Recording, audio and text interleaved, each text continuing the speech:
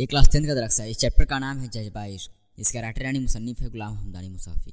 नीचे में हमारा दिया मुख्तसर तरीन सवाल यानी वेरी शॉर्ट क्वेश्चन। सबसे पहला सवाल है मुसाफी का पूरा नाम क्या था? गुलाम हमदानी मुसाफी। ठीक इसी तरह हमारा दूसरा सवाल है मुसाफी की पैदाइश कब और कहाँ हुई? 1748 को लखनऊ में।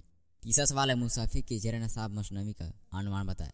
इस मसनवी में दिल्ली के एक रईस खानदान के एक नौजवान के इश्क व मोहब्बत की कहानी। इसमें ऐसा पहलू यह है कि वह नौजवान अपनी बीवी पर ही आशिक था। महबूब के हुस्न व जमाल और उसके आजा के खसूसियात इसमें बयां किए गए हैं। बदकिस्मती से वह औरत सख्त बीमार हो जाती है।